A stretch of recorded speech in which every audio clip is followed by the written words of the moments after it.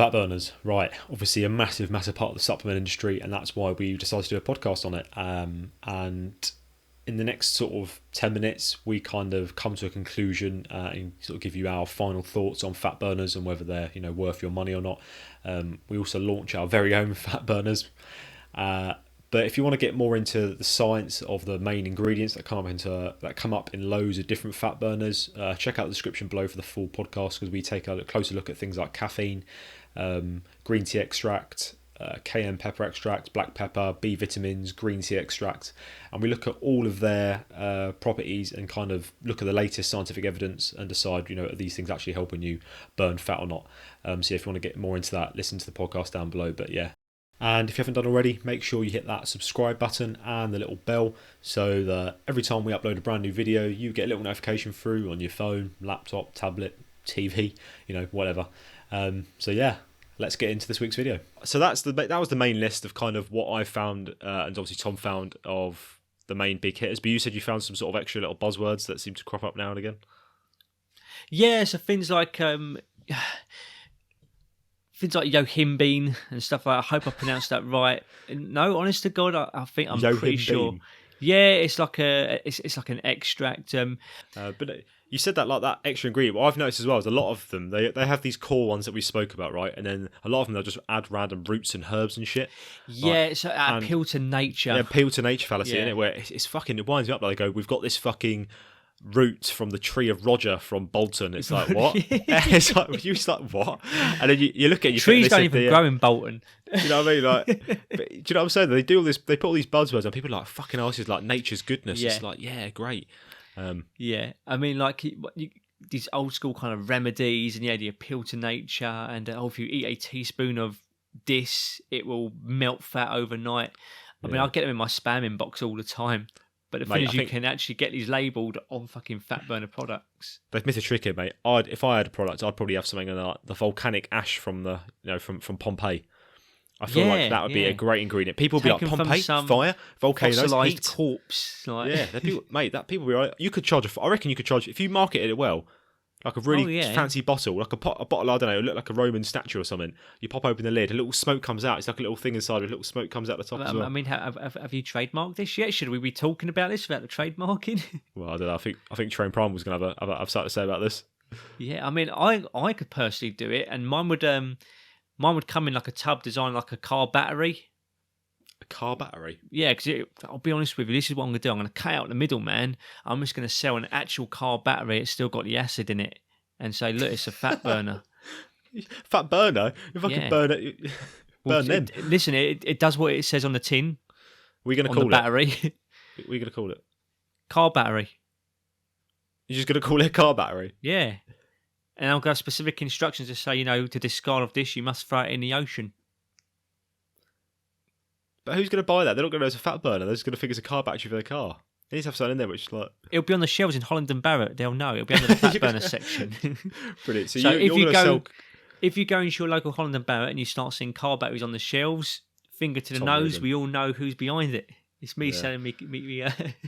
So if anyone knows of any place I could get car batteries from in bulk, let me know. Love it. So you're selling car batteries, and I'm selling Primal Ash from Pompeii. You've got Primal Ash from Pompeii, and then there's Tom with car battery. Yeah, that's just, I feel like I know which one would do better. Well, to be fair, mine would actually work. Maybe more than we intend to. Whoa. You're saying Primal Ash from Pompeii would not work. Are you trying to say that battery acid won't strip fat? It would strip more than fat, mate. Dear God. Yeah. Metabolise bone. Metabolise. You lose some weight, I'll tell you that. Dear God. Dave lost both legs in the space of a month, in a space of 5 minutes in a Tesco car park. oh dear God. Anyway, fucking batteries aside, like if we bring it back on topics for a second, like so we've just been through all the ingredients, right, and obviously some extras. Some people like to sort of throw in, well, what about if you combine them all? Maybe if you combine them all, it has an extra effect. Once again, there's nothing there which says all of these things combined suddenly turns into a super formula, which then strips away the fat. I mean, look, not the case. Even if you had every single magical ingredient that might do something, even if it was only like 50, 100 calories at a time, these companies have things that are effective in their supplements, usually it costs a hell of a lot to put effective ingredients in. Sorry, So yeah, I wouldn't have faith that companies would even want to put the effective dosages in anyway.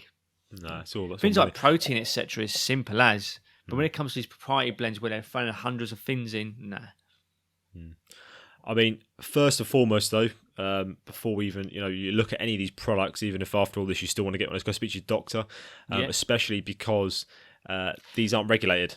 And if they are high in caffeine as well. Yeah. If, one of the important things is they're not regulated, and we've said they put a lot of these sort of ingredients in. They could put these in without backing their claims up behind them, and for all you know, they could have some fucking random root in there, which is going to fuck you up. They could be, it said, what did I say? The root of Roger from a tree in Bolton or something. They might have battery acid in there. Yeah, exactly. There's not much regulation to it, so they can get away with a lot of stuff. And if they are doing that, you got to pop me over an email so I can fucking legally dispute this with these fuckers stealing my idea. Yeah, like in serious note, there is no doubt that obviously a lot of these ingredients in these products are doing something. I mean, look, I wish that there was a magic pill. I wish there was a magic pill we could take, but there isn't one. It does come down to nutrition.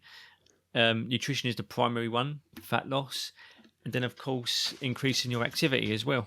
If you look at it from a money standpoint, Tom, so on average they're about £25 a month for a month's supply of fat burners. That's not cheap. That's not cheap for something that could potentially do minimal. Think about what you could spend your money on, and before I go on what you can spend your money on here, that's a gym membership. Well, exactly. Anecdotally speaking, though, if someone's spending £25 a month on these fat burners, they want it to work, right? So we spoke about this before about placebo and buyer's bias. They might be already in a calorie deficit and they want to accelerate the process, but they find that they're losing weight and go, I've lost weight on this. I've lost weight on this fat burner. All you've done is correlated two things. Because you were taking that, you could also be smashing beer, a pint every night. You could then go, I've had a pint every night. It's what's helped me lose weight. You can correlate anything.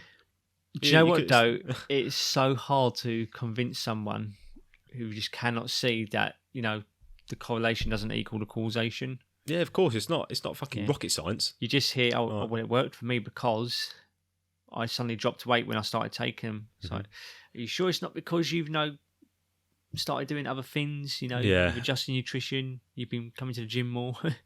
Fat burners just simply aren't worth your time, and I don't think they have any kind of significant effect.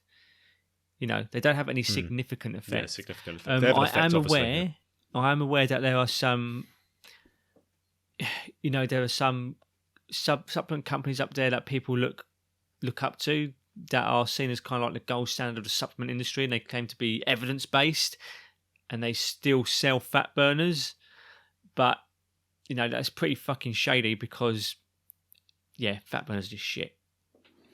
Mate, we live in a world where, money talks. We live in a society, and these companies, they're not fucking stupid. They're there to make money. And if they know that there's a part of the industry which is making, billions of dollars a year, why would they not get involved? Let's be honest. But this is why we do this episode, because now people can make an informed decision of, well, do I even want to bother with that? Look, and that's the truth of it. Because there's even some, like I said, £25 average. I've seen some for 120 odd quid. Oh, God, yeah. And they have got buzzwords in. They haven't even got the normal stuff. They've just got extra stuff that you've never even heard of. Yeah, just one big massive blend of random buzzwords. Yeah, which people obviously, unfortunately, naively believe because it's got a high price tag, it's got great marketing, and they want it to work because they're a roadblock. A lot of people, when they have these products, are at a roadblock in their fat loss journey and they don't know where to go. And they think, well, this will be the next great thing. I am pretty confident in saying that I think some people do take them thinking they just simply take the magic pill and just sit back and let the magic work. And that's it's not the case at all. It's not. I think the key thing really here is do the basics, do them well.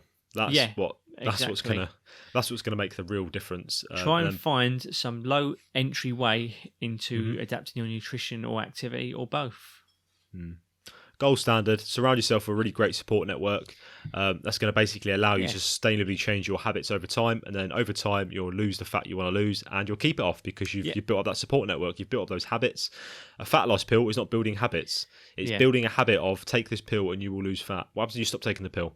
Yeah, exactly. You've not built any habits. Are you ransomed for life to this supplement company? Mm-hmm. Yeah. You need to pick the lowest hanging fruits to do what you can to enter a calorie deficit and increase your activity. But as we said, it's highly subjective to the person, and it's a lot more complicated than how we just kind of made it sound. And that is why personal trainers like us exist, Tom. Yeah, all managers. Yeah, or Ivory Town managers. Oh God, that was horrendous. I'm definitely gonna have to edit on some sort of pipe for that. Yeah, monocle, Face. top hat. Yeah, monocle top hat. Me just burning, throwing money, throwing car batteries into the ocean. Oh mate, you've got to get a graphic of me throwing a car battery into the ocean. And we'll tag the Green Party in it as well, just for shits and giggles. But yeah, we actually spent quite a lot of time on this one. I think we wrapped up quite well there. I hope people found that useful, because we know this is quite a sort of heated topic. Like people. Oh, see what you did there. Oh yeah, I realised I said it. Marketing 101. Subconsciously smart there. Subconsciously get ready for my preparing us for Primal Ash. Promethean Ash, or whatever you call it. Primal Ash. Primal Ash, sorry. I don't know, Promethean sounds really good now. Yeah, it sounds really good. Promethean Ash. Hang on. Primal Promethean Ash from Pompeii. Get yours now. Yeah. Drop me a DM and I'll get you sorted. Sorted. You know what I'll actually do? I'll probably just burn some paper, get some ash, and put it in a little bottle. Yeah. So I was going to go into my nan's ashes, get a scoop out. Oh, that's dark. That's dark, Tom. No need for that. Dear God. Right, we'll leave it there for. Actually, no, I need to announce what we're doing fucking next one. She's in a car battery. Oh God, this is out of control. With a burial what at I sea. Tom, Tom.